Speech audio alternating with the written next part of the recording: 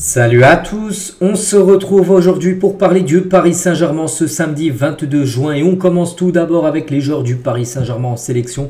Et tout d'abord, il y avait un match hier entre les Pays-Bas et l'équipe de France où il y avait quelques Parisiens. On peut voir déjà le joueur sur l'image, Xavi Simons qui appartient au PSG malgré qu'il ne souhaite pas revenir au PSG. Enfin, on va parler de ce joueur juste après. Et côté équipe de France, donc Zaïre Emery, Kolo Muani, il y a qui d'autre? Il y a Ousmane Dembélé ou même Bradley Barcola. Donc ça s'est fini sur un triste 0-0, le premier 0-0 de 7 euros. A été lors de cette rencontre. Et concernant les joueurs du Paris Saint-Germain qui ont joué, donc très peu de joueurs ont joué. Bon, côté néerlandais, Xavi Simons a joué. Mais concernant l'équipe de France, donc Dembélé a joué. Dembélé, les gars, votre avis sur le match Dembélé? Encore un match très décevant. J'ai regardé déjà bien sûr le premier match. Il n'a pas été super bon. Hier, pareil, il n'a pas été super bon. Ousmane Dembélé, on peut voir, tiens, regardez les notes.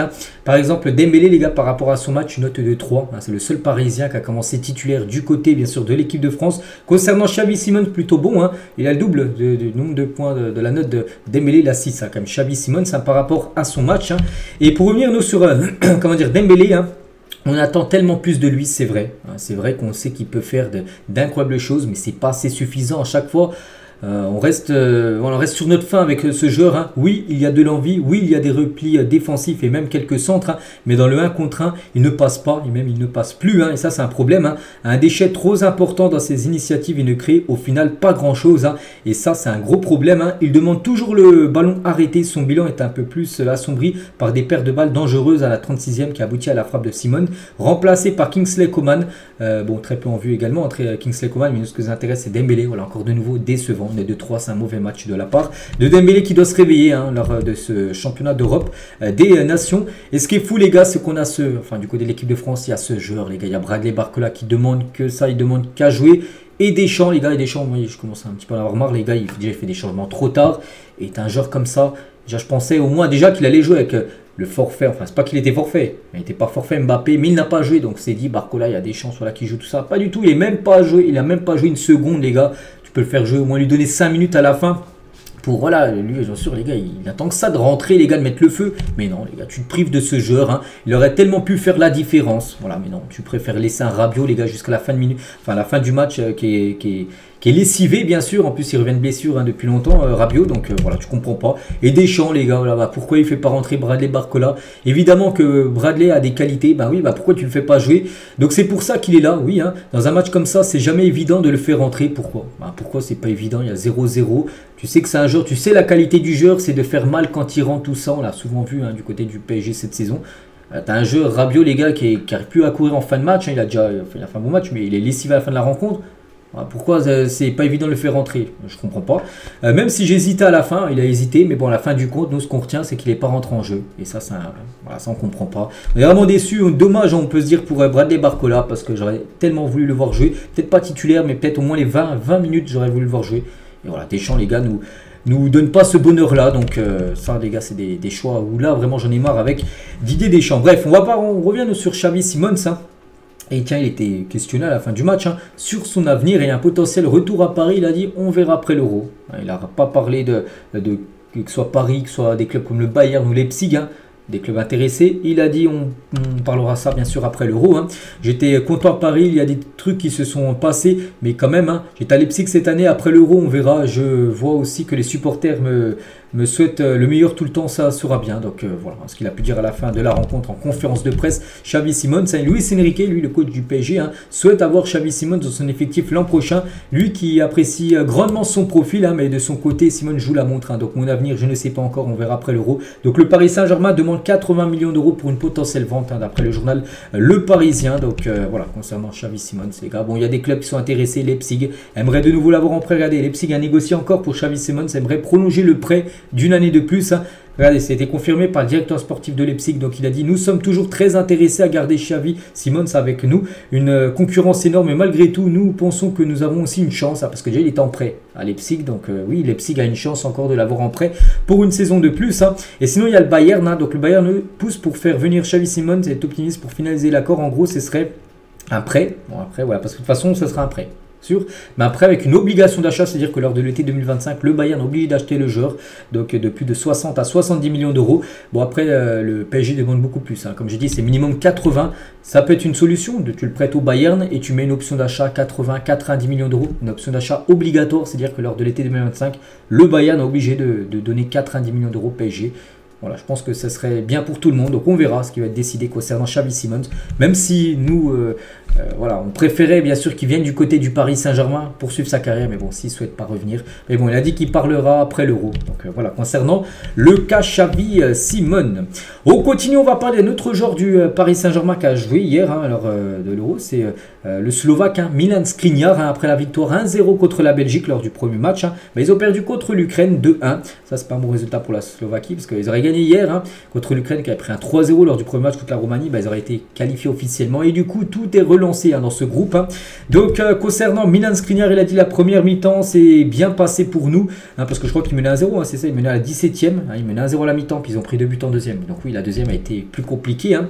Donc comme ça en seconde période, donc on n'a pas suivi les consignes, hein. Nous sommes déçus et nous l'avons imaginé différemment, mais tout est encore ouvert, bien sûr. Il reste encore un match à jouer pour la Slovaquie en cas de victoire, hein, qui sera, je crois, contre je ne sais plus qui joue la Roumanie, hein, certainement. Donc ouais, ils seront qualifiés. Mais voilà, hein, ils ont grillé un joker, on peut dire, hier avec cette défaite contre l'Ukraine. Aujourd'hui au programme, les gars, donc il y a quelques joueurs du Paris Saint-Germain qui jouent. Et surtout, c'est lors du match à 18 h. Il y a Turquie-Portugal. Et côté portugais, bien sûr, il y a 4 Parisiens. Donc Vitinha, Ramos, Nuno Mendes et Danilo. Et d'après les compos probables, qui pourrait commencer titulaire? Et ben les deux qui avaient commencé titulaire lors du premier match, hein. Donc Nuno Mendes au poste de défenseur gauche et Vitinha au poste de milieu de terrain. Donc voilà, concernant Danilo et Gonzalo Ramos, les deux devraient être remplaçants et peut-être ils rentreront en cours de jeu, ça on verra.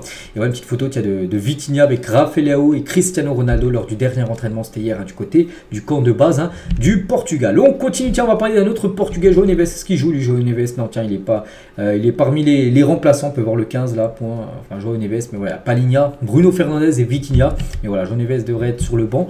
Peut-être titulaire, après là c'est une compo probable, on verra. Mais voilà, nous on va parler par rapport peut-être à son arrivée au PSG, parce que déjà lui il souhaite quitter le Benfica cet été. Le milieu est proche en effet de refuser de prolonger avec son club formateur, hein. Ardemment courtisé par le PSG, il faudra mettre 100 millions d'euros sur la table, hein, pour acheter le prodige de 19 ans. Regardez, hein, ça fait la une aujourd'hui du journal Record où c'est João Neves, les gars, hein, qui fait en gros titre tout simplement à rejeter l'offre pour prolonger, ou il dit non tout simplement à prolonger du côté du Benfica. Donc c'est pour ça que Benfica du coup va le vendre, hein, et c'est pour ça que le PSG a ses chances. Après 100 millions d'euros, je sais pas s'il vaut autant d'argent, j'en sais rien. Voilà, je suis pas le gars qui évalue les joueurs. Pour moi il coûte bien sûr moins de 100 millions d'euros parce que voilà, bon, il est jeune bien sûr, donc son prix est haut. Mais voilà, je ne sais pas trop ce qu'il donnait du côté du Benfica. Bien sûr, 100 millions d'euros, c'est une somme bien sûr énorme, hein. Il faut se mettre ça quand même en tête. Je ne sais pas, 70-80 millions d'euros, je pense que ce serait plus la valeur de João Neves. Mais bien sûr, le Benfica va essayer d'en tirer le maximum d'argent comme ils avaient pu faire dans le passé.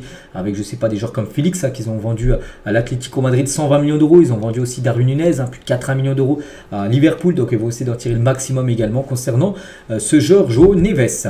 On continue les gars, on va parler maintenant, et c'est officiel, le programme de la première journée de Ligue 1 vient de dévoiler. Nous, ce qui nous intéresse, c'est le PSG. Où va aller le PSG? Est-ce que ça reçoit? Est-ce que ça se déplace?